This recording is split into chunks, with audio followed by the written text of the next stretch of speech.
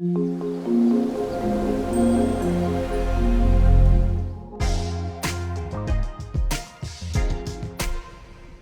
여러분 안녕하세요. 꿈 이루는 우리 프로젝트. 오늘 첫 번째 작품으로는 관동별곡을 선생님이랑 같이 배워보도록 하겠습니다. 제일 첫 번째 시간에는 관동별곡이라고 하는 작품에 대한 개괄적인 설명, 나무 위키를 통해서 선생님이랑 같이 한번 읽어보도록 하겠습니다. 그 다음에는 정철이라고 하는 사람에 대해서 좀 자세하게 나무 위키에서 역시 선생님이랑 같이 한번 읽으면서 살펴보도록 하겠습니다. 자, 관동별곡 나무 위키에서 찾아볼게요. 자, 먼저 관동별곡이라고 하는 관동별곡에는 한자가 이렇게 됩니다. 관동별곡. 그리고 목차를 보면은 두 가지가 있는데요. 첫 번째는 관동별곡이 고려의 경기체가라고 하는 관례가 있습니다. 고려 시대 때 일반 민중들은 고려 가요, 고려 소교를 좋아했고요. 주로 즐겼고요. 그다음에 이제 상류층 자제들은 경기체가라고 하는 그런 관례를 많이 향유했었는데요. 그 작품 중에 고려의 경기체가 중에 관동별곡이라고 있습니다. 근데 우리가 배우는 작품은 이 관동별곡을 얘기하는 게 아닙니다. 바로 2번인 여기서 2번 정철의 가사 작품을 배우도록 하겠습니다. 자, 그래서 바로 넘어가기 전에 우리 경기체가에 대해서 잠깐 한번 보죠.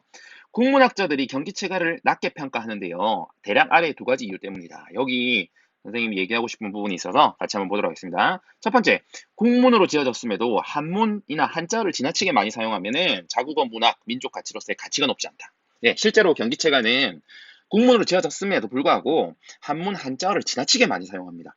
그래서 실제 고려시대 때는 훈민정음이 창제되기 전이기 때문에 한자로 쓴 게 아니라 입에서 입으로 구전되어 오다가 한자로 당시에 썼다가 나중에 그 세종 이후에 이걸 이제 기록하는 과정에서 한글로 그다음에 훈민정음으로 이렇게 적게 된 거죠.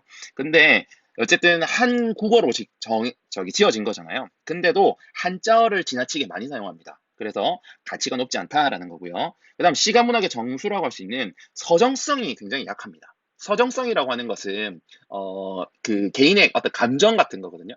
그래서 주된 정서가 그러니까 시의 그 작품에서 정서가 주가 돼야 되는데 그 서정성이 약하다는 겁니다.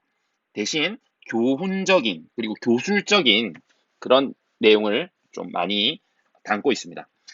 그 외에도 주로 향유 계층이 좀 아까 말했던 것처럼 귀족 자제들 그리고 겸손하지 못하고 여기 보시면 대표적인 작품이 한림별곡이라고 하는 작품이 있는데요. 경기체감의 한림별곡 요거 하나만 대표적으로 아시면 됩니다. 근데 이제 한림별곡이 이제 비판을 받는데요. 그 이유가 유학자답게 겸손하고 절제하며 자기 수양에 힘쓰는 모습을 노래한 게 아니라 술 마시고 풍류하고 즐기는 그런 노는 내용. 서로서로 글솜씨가 뛰어나다고 칭찬하는 등 그런 내용이 주를 이루고 있기 때문에 한림별곡이 비판을 받는다. 경기체가 한림별곡 비판받는다. 국문학자들이 높게 평가하지 않는다. 이렇게 정리를 하겠습니다. 자, 그 다음에 이제 우리가 본격적으로 얘기하고자 했던 정철의 가사인 관동별곡을 자세하게 살펴보도록 하죠.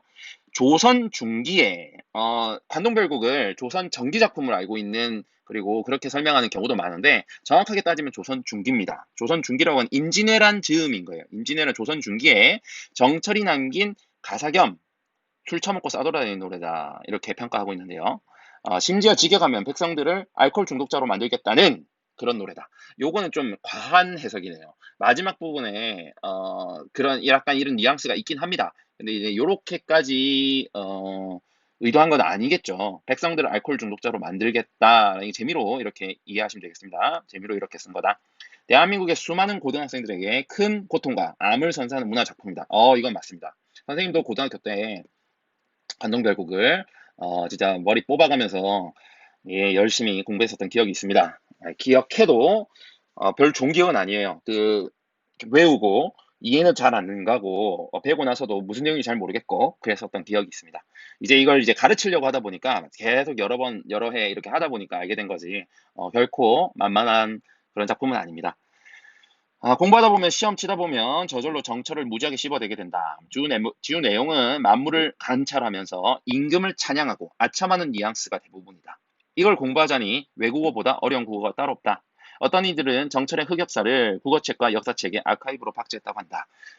이 말은 그러니까 정철의 뭐 좋지 않은 그런 역사를 역사책과 국어책에 그대로 이렇게 오랫동안 학생들이 배우게끔 이렇게 박제되어 있다 이런 의미겠죠.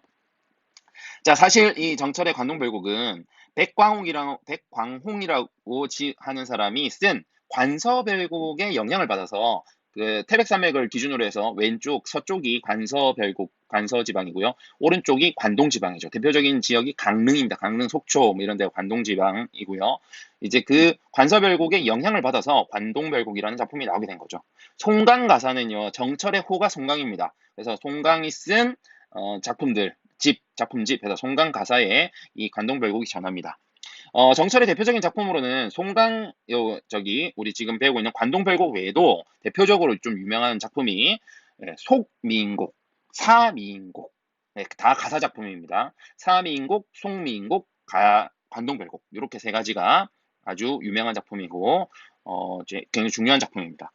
광원도 관찰사에 임명된 저자가 관동팔경이라고 하는 관동지방의 유명한 8개의 경지, 유명한 경승지, 관광지, 이것을 유람하면서 그 아름다운 경치에 감탄하고 올바른 정치를 할 것이라고 다짐하는 내용의 장편, 가사는요, 시조와 다르게, 분량의 제한이 없습니다. 그래서, 그 사음보 맞춰서 3, 4, 3, 4, 뭐, 음수율과 음보율과 음수율을 잘 맞춰가지고, 그냥 계속 길게, 분량 제한 없이 길게 쓰면 됩니다. 그러니까 관동별곡이 힘든 거죠. 이 전판에는 정철이 정치는 제대로 하지 않고 돌아다니기만 했다고 서술되어 있는데, 실제로 정철은 강원도와 그 뒤에 전라도에서 오히려 선정으로 이름이 높았다. 실제로 정철을 선생님도 옛날에 가르치면서 정철을 굉장히 비판을 많이 깠어요. 많이 비판하고 그랬었습니다. 정철이 뭐 이렇게 관찰서로 와가지고 제대로 정치는 안 하고 이렇게 놀러 싸돌아다닌다 뭐 이런 식으로 이런 뉘앙스로 비판을 했었는데 어, 사실은 이제 팩트는 정철이 굉장히 선정을 베풀었고 그래서 칭송을 많이 받았다 백성들로부터. 요게 팩트라고 합니다. 당시에 교통이 발전하지 않고 해발 1500m가 넘어가는 백두대간을 산을 넘어다니는 강원도의 지형을 생각해보자. 지금도 쉽지 않은 게 강원도 순행인데 조선시대 때 강원도 도지사, 관찰사 도지사에 해당하는 그런 직급입니다. 공무원이 강원도의 산을 넘어다니며 각 지방을 강원도의 그 구석구석 숨어있는 원주, 뭐 속초, 주문진, 강릉 뭐 이런 곳을 넘어다녀야 하는 그 지형을 한번 생각해 보세요. 그것을 노래로 남긴 겁니다. 일단 당시 강원도민들은 야 우리 마을에 도지사님 오신다는 것만으로 정철에 대한 인기가 굉장히 높았을 것입니다. 살면서 한 번 보기도 힘든 높으신 분이 마을에 직접 방문한다는 거니까 말이죠. 지금도 강원도나 경상북도, 전라북도 같이 산이 많고 교통이 불편한 지역들은 4년마다 하는 지방선거 때조차 도지사 후보들이 마을마다 방문하지 않고 지역 선거 캠프 인원들이 동영상 하나 틀어놓고 하는 것을 유세라고 하는 것이 태반이라고 합니다. 그러니까 서울특별시장 뽑는 것과 다르다는 거죠. 굉장히 지형이 험하고 거리도 멀고 그래서 가기가 쉽지 않은데 이 정철은 실제로 이렇게 갔다는 거죠. 그런데 정철의 관동별곡을 보면 진짜 강원도에 있는 모든 지방을 순회를 했고 각 지방에 있는 명물이나 관광지 모조리 방문하면서 방문지에서 도민들의 민심을 청취하고 및 도민들의 민원 처리에 나섰다는 걸 알 수 있다. 자, 여기서 우리가 알아야 될게 예나 지금이나 소통이 중요하다는 겁니다. 소통이. 그러니까 백성들의 목소리를 직접 듣고 그리고 그것을 해결해 주려고 노력하고 이런 것들이 민원 처리 요거에 집중했었다. 그래서 선정을 베풀었다. 정철의 이런 행보는 이전까지의 강원도 관찰사 도지사를 분명히 달랐다. 그래서 당시 강원도민들의 정철 지지율이 매우 높았던 것이다. 대신에 도지사가 방문하지 않는 동안 지역에서 왕노릇하던 동네 아전들과 안 그래도 불편한 교통에 불구하고 전지방 순회를 강행하는 정철의 도지사를 수행해야 하는 비서진들은 죽어나갔으니까 더 정치가 잘 됐겠죠.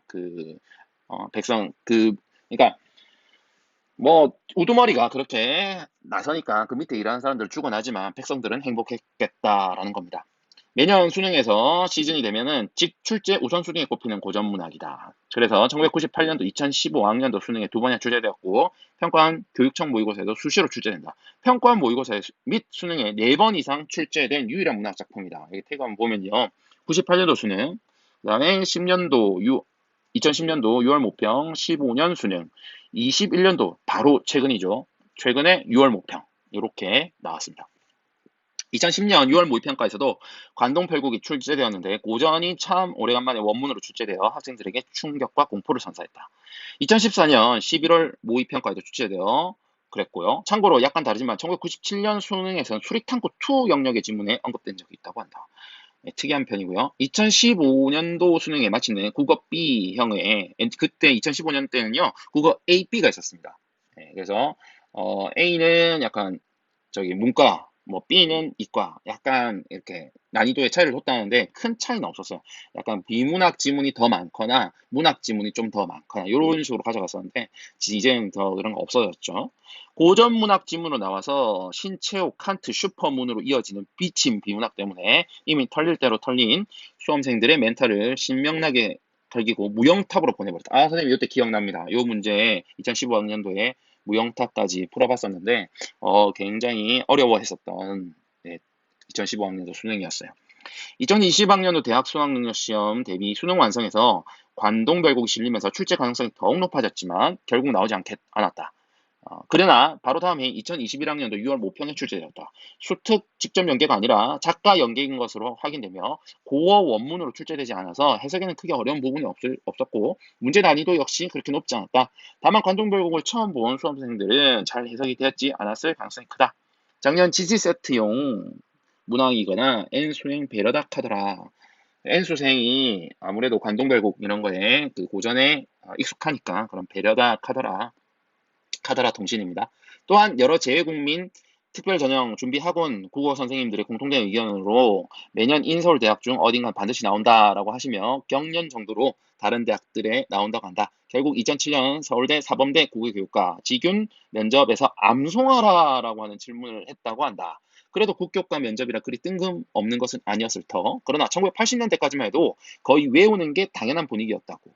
선생님도 고등학생 때 이거 외웠던 기억이 있어요. 아직도 암송하는 노인분들이 계셨단다. 2019년 현재 40대 이상인 사람들 중에서도 풀암송 가능한 사람들이 꽤 된다.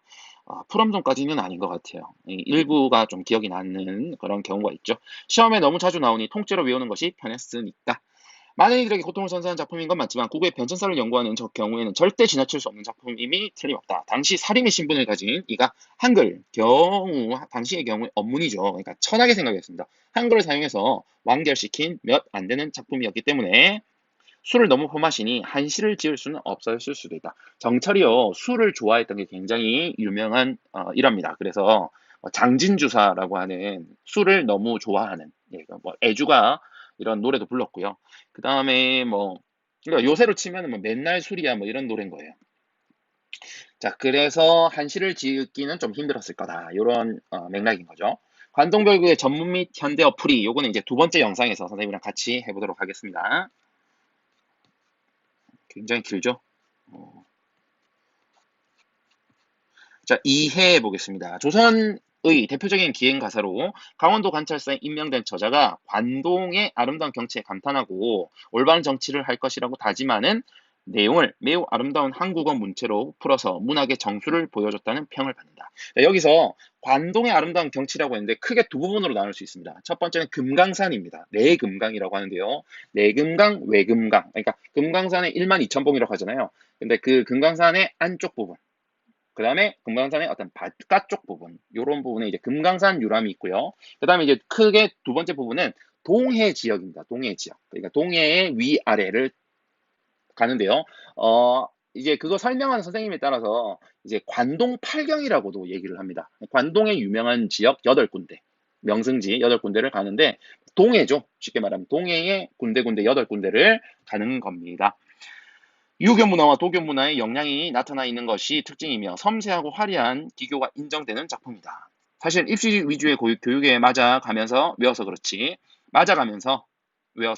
시험을 떠나서 음미하면서 감상하고 분석해보면 명문장도 이런 명문장이 없다. 그러니까 정철은 굉장히 문장을 굉장히 잘 쓰는 그런 명필가였다라는 겁니다. 기본 뼈대는 사음보 사음복격의 문체를 마디가 사음보라는 겁니다. 시조처럼 사음보 문체를 따르며 시조처럼 마지막 행에서는 3호, 2호로 꼬아주는 센스는 있지 않는다. 요거를요 3543이라고 가르치는 분도 있다. 3525. 여기서 마지막이 3543인지 3525인지 이건 중요한 게 아닙니다. 그냥 마지막 행이요. 사실은 나중에 선생님 다 설명을 할 건데, 마지막 행이 뭐냐면요. 어, 텍스트에, 요 위에서 보면 되겠네요. 밝은 달이 온 세상에 안이 비추는 곳 없다. 이렇게 해석하는데, 명월이 천산 만나게 안이 비친 데 없다. 이렇게 하잖아요. 그래서 요거를, 비친 데 없다. 여기를 오로 보는 사람이 있고, 비친, 끊고, 안이 비친 끊고, 데 없다. 이렇게 끊는, 그러니까 4-3으로 끊는 거냐. 안이 비친 데, 이렇게 해서, 예, 3-5-2, 3-5-2-5. 그러니까 안이를 끊는 거죠. 안이하고 비친 사이를. 그래서 안이를 두 글자, 비친 데 없다를 다섯 글자. 이렇게로 끊었는데요. 사실 이 부분에 대해서 중요하게 따져야 될 내용은 이 마지막 줄이 중요한 건 맞습니다. 그런데 여기에서 따져야 될 거는 한 줄에 음보 글자 수를 음절 그러니까 글자 수를 따지는데 뒤에 2543 요거 가르치는 거는 사실 43이라고 보통 많이 가르쳐요. 3543. 왜냐하면 시조가 일반적으로 3543으로 끝납니다. 종장이. 그래서 3543이라고 많이 가르치고요. 선생님이 두 번째 걸로 가르칠게요. 자, 그런데 여기서 중요한 거는 이 부분이 아니고요. 명월이 부분은 고정되어 있어요. 시조랑 똑같이. 무조건 세 글자여야 되고요. 두 번째 음보가 중요합니다. 두 번째 음보의 글자의 개수가 다섯 글자라는 거죠. 그래서 다섯, 여섯, 일곱 글자의 경우에는 어, 격을 제대로 갖추었다라는 의미로 정격 가사라고 합니다. 시조의 그 종장의 마지막 종장의 그 음보가 정이라는 거예요. 바를 정, 그러니까 바르다는 거죠. 그것의 격을, 그의 품격을 갖추었다라고 해서 이런 형식상에 나눌 때 정격 가사라고 합니다. 조선 정기, 주로 중기까지 요 작품까지 정격 가사로 지켜져 왔었어요. 그러다가 이제 조선 후기로 넘어가면서 임진왜란 이후에 이 틀을 깨부수게 됩니다. 이때 틀을 깨부수면 어떻게 되냐면은 두 번째 음보의 다섯 글자를 변화를 줍니다. 그래서 더 적어져요. 다섯 글자가 아니라 네 글자, 세 글자, 두 글자까지도 있습니다. 그렇게 음보의 두 번째 음보의 글자의 개수를 줄여서 얘를 변격 가사라고 합니다. 변격 가사. 그래서 뒤에 3음보, 4음보 부분의 글자 개수는 크게 중요하지 않습니다. 2음보 부분이 중요합니다. 첫 번째 세 글자는 무조건 고정이고요.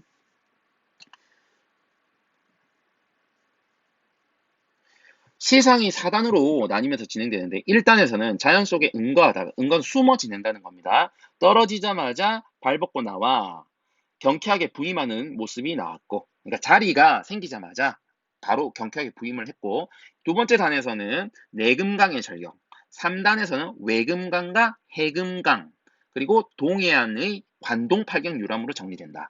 4단은 신선을 만나서 풍류와 속죄 사이에서 갈등하는, 그러니까 정철이 약간 자기 자신을 신선으로 생각하는 경향이 있어요. 그러니까 하늘에서 내려온 선녀다.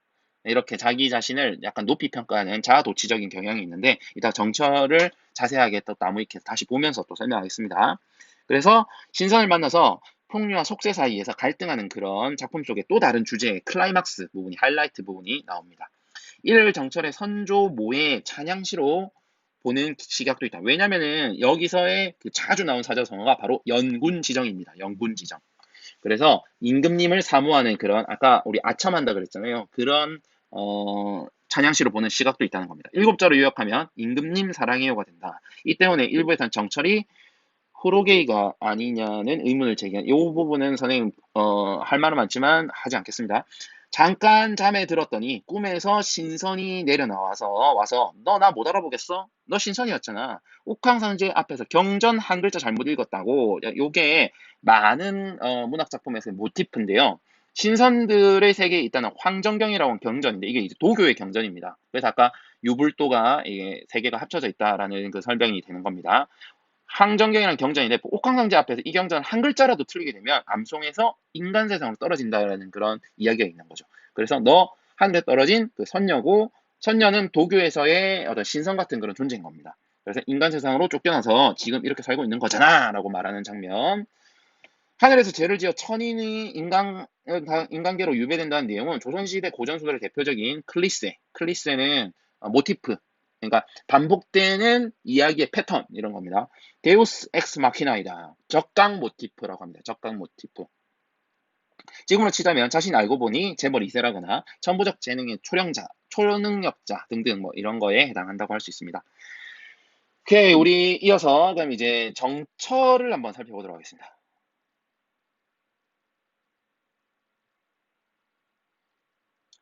자, 정철이 어떤 인물인지 한번 태그를 보도록 하죠. 조선의 시대 인물이다. 조선의 시인이다. 서인이다. 1536년 출생, 1593년 사망. 그러면 대략 60살, 당시에 한 60살 정도, 60살까지는 안 되네요. 예, 60살보다 적게 50 몇 살에 돌아가셨고요. 연일 정씨다. 서울특별시 출신이다. 서울 사람이네요. 자, 사진을 한번 보시면, 이 사진은 아니죠, 사실. 이 그림이고요. 이렇게 대략 생겼을 거다. 이렇게 추측합니다. 자, 소개, 파란만장한 일생, 정열입의 난과 기축옥사, 기축옥사 이후 성격 평가, 백성들의 악평, 술고래 문학적 평가. 선생님은요, 국사 선생님이 아니라서요, 요 역사 부분은 크게 이게 자세하게 다루진 않고요. 요 우리 평가 부분만 좀 자세하게 한번 좀 보도록 합시다. 4-1로 바로 가보겠습니다. 자, 백성들의 악평. 아까 우리 살펴본 백성들의 선정으로 칭송이 자자했는데 의외로 악평이 또 있습니다. 한번 볼게요. 정치인으로서의 악평은 민담에서도 예외가 아니라서 강원도 지역에서 전해 내려온 정철 관련 설화에는 성질이 고약하고 사소한 것에 트집을 잘 잡는 쪼잔한 인간으로 나온다. 능력보다 인성을 중시한다는 유교와 그 유교를 통치념을 삼았던 조선이라는 국가에서 정체성에 통렬한 일격을 가하는 가짜 선비. 예를 들면 어떤 마을에 갔더니 주민들이 바위를 섬기니까 그 바위를 쪼개버렸다는 등의 이야기가 있는데 왠지 강원도 관찰사 시절 강원도 백성들에 대한 이미지는 좋지 않았다. 정철 같은 놈은 한동안 탄관오리를 상징하는 말이었다고 합니다. 웃기는 건 본인은 관동별국에서 급장류와 같은 좋은 정치를 하겠다라고 큰소리, 예, 이게 이제 관동별국의 본문에 나옵니다. 선정에 대한 포부라고 배운 바로 그 부분이 맞다. 선정을 펼치겠습니다. 공금으로 금강산 유람 좀 한 다음에요. 그러니까 지금 이게 나무위키에서 쓴 사람이 맥락이 다른 겁니다. 이 나무위키라는 게 어떤 사람이 쓸 수도 있고 어떤 사람이 쓰는데 쓸 수 있잖아요. 백성들의 악평도 있었고 아까 그 우리 관동별곡을 봤을 때는 어떤 선정을 했었다는 그런 부분도 있잖아요. 그러니까 이렇게 평가하는 사람, 이렇게 평가하는 사람들 양쪽 시각을 다 유지했으면 좋겠습니다. 물론 좋은 평가도 있긴 한데 징비록과 이를 인용한 것으로 추정되는 선조 수정실록에서는 선조가 외란 발발 후 5월 1일에 개성에서 몽진을 갈 때 길가의 백성이 정철의 정승을 불러 쓰소서 해서 정철 복직시켰다는 얘기가 있다. 이는 실은 개성의 유생들이 선조가 사람을 청구할 것을 명하자 정철이 청한 것으로 당시 개성은 유학생 절반이 성운과 이의의 제자였다고 전해질 대로 기호학파가 세가 강한 곳이었다. 정철이 성운 과 이의 친구이자 동반자였으니 이 사건은 이를테면 동인들 때문에 나라 꼴이 이렇게 됐잖아. 우리 사수걸은 복귀 좀 해주세요. 징징 정도의 사건으로 이해 가능하다. 그보다는 지방으로 내려오면 백성들의 고달픈이 차라리 중앙으로 올라가면 윗놈들 치고받고 싸우지 않을까 싶어서 추천한 게 아닐까. 그러니까 이 양반 그나마 같은 당색의 유생들이 아닌 일반 백성들이 좋은 평가를 내렸다고 보기는 어려운 일이다. 예.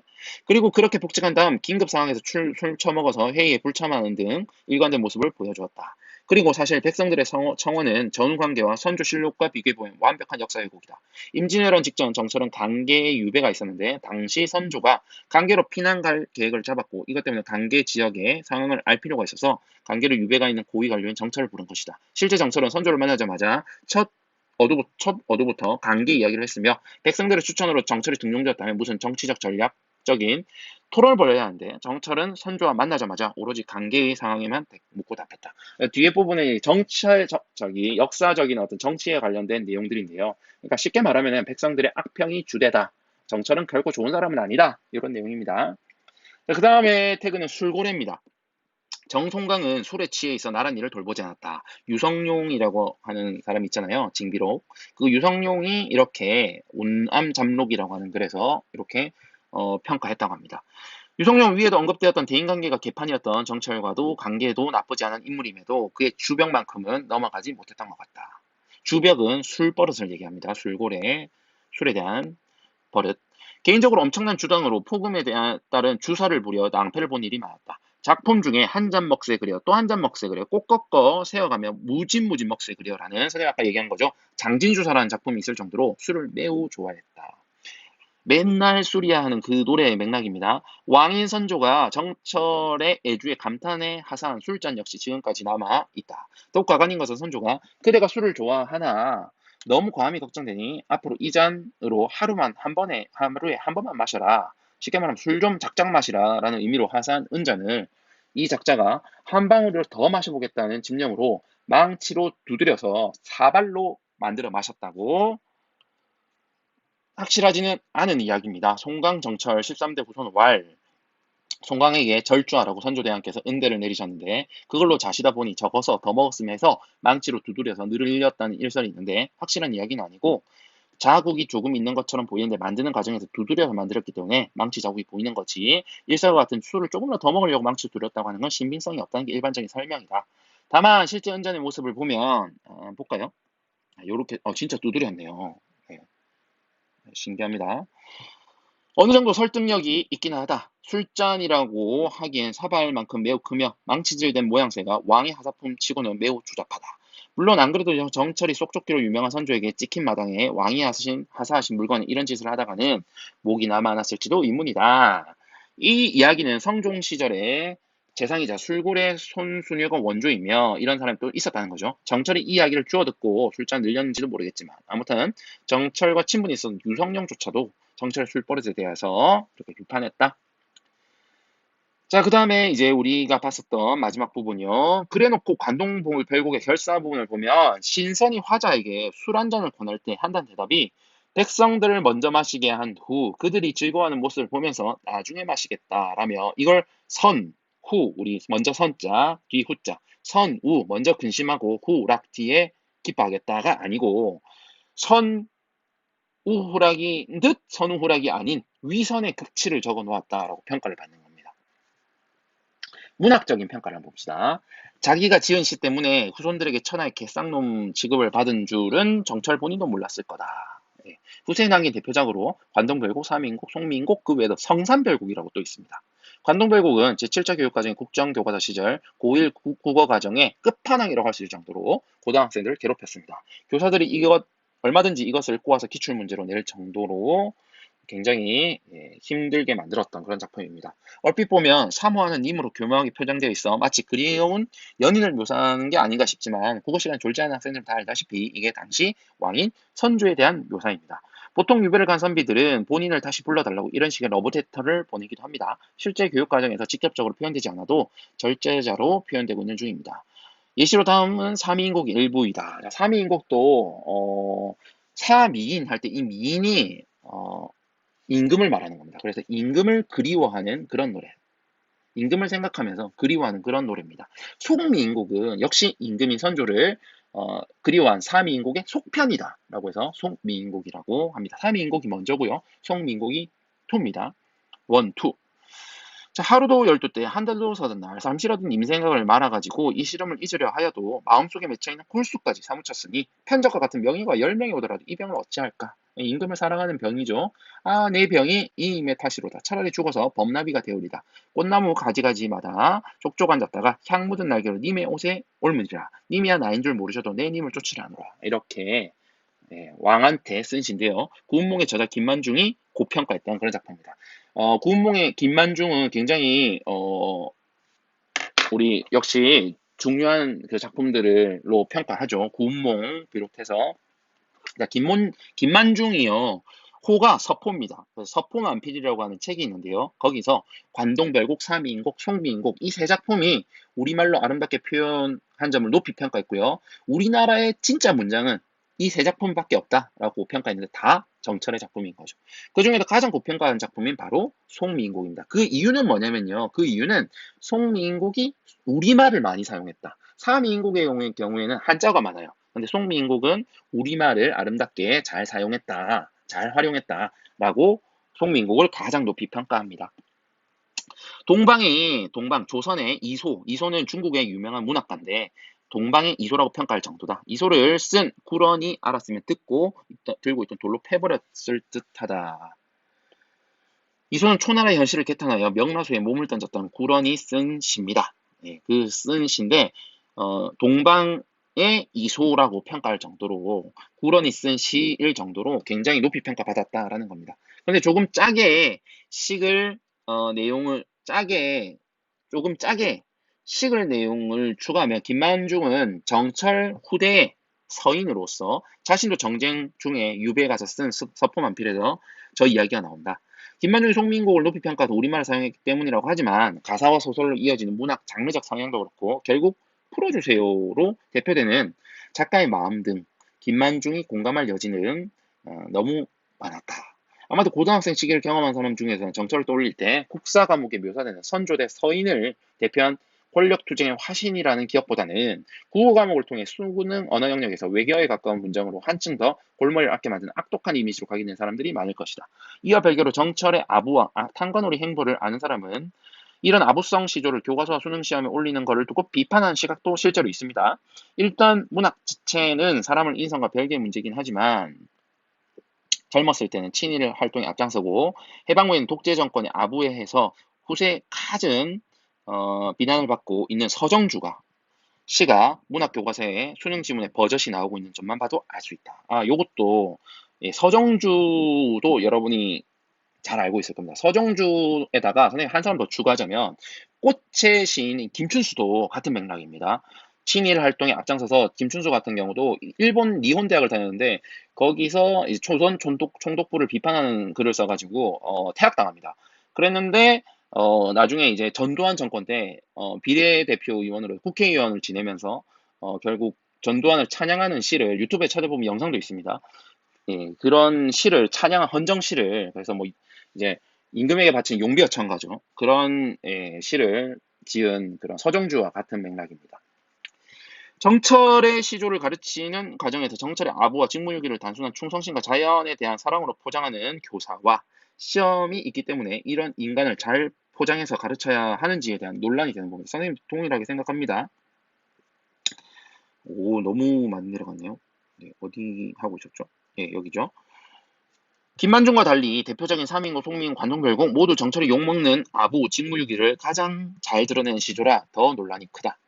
김만중이 환궁 문제로 비판을 먹긴 하지만 적어도 정철처럼 학살 수준의 옥사나 전쟁 중의 이적행위 수준의 직무유기를 한 적이 없고 김만중의 대표적인 구운몽은 어머니를 위해 쓴 소설이고요. 사치남전기도 들어보셨죠? 이 김만중의 소설입니다. 당파색이 있긴 하지만 정철의 시처럼 심각하진 않다. 그래서 문학적으로 비판을 받는다. 자, 학교 대사전에서는 수험생을 괴롭히는 사천왕으로 꼽혔다. 그가 쓴 시가 극악한 난이도와 오글거림으로 인해 문이과를 상관없이 학생들을 괴롭히는 존재. 7차 교육과정 시절 고1 교과서에 나오는 관동별곡은 그 중에서 백미로 꼽히며 7차 개정 교육과정 고1 국어 교과서에도 16종 중 8종의 관동별곡이 수록돼 있다. 그리고 여러분의 교과서에서도 지금 수록돼 있죠. 그래서 미리 예방주사 맞듯이 선생님이랑 같이 한번 해보는 겁니다. 선조에게 강회곤의 세자 책봉을 건의했다. 강제로 유배되었을 당시 진옥이란 기생과 놔둔 화답 시조도 있습니다. 꽤나 로맨틱하면서도 야한 시조다. 그리고 위에 정철의 술곤에 관련된 언급된 장진주사도 문학적으로 꽤 중요한 위치에 있다. 이걸 시조로 보는 입장과 가사로 보는 입장이 있는데 시조로 보는 좀 더 보편적인 입장에서 보면 이 작품이 사설 시조의 원형 혹은 최초의 사설 시조가 된다. 요것도 뭐 이런 여러 이견들이 있습니다. 그냥 참고로 알아보시고요. 또 그 다음에 이제 정철의 시조가 나온 적도 있습니다. 2016년 국어 수능국어 B에서 어와 동량제로 시작한 정철의 시조가 나와 무수험생들의 화딱지를 도두어 놓았다. 2010년 3월 전국연합 학력평가에 성산별곡이 출제되어서 비문학에서 고생했던 고3들 학생의 멘탈을 한 번 더 후려갈겼다. 정철 유배를 보낼 게 아니라 사형을 시켰어야 돼라고 그래서 더 많은 글을 쓸 수 없게 만들었었어야 돼라는 그런 맥락으로 쓴 것 같아요. 자, 대중매체에서 정철은요, 남한산성 카레 노래로 유명한 작가 김훈이 카레 노래에서 이순신의 입을 빌려 정철을 대차게 디스하는 부분이 나온다. 우의정 정철의 그 피를 국면 주도했다. 그는 민첩하고 부지런했다. 그는 농부처럼 근면히 사륙했다.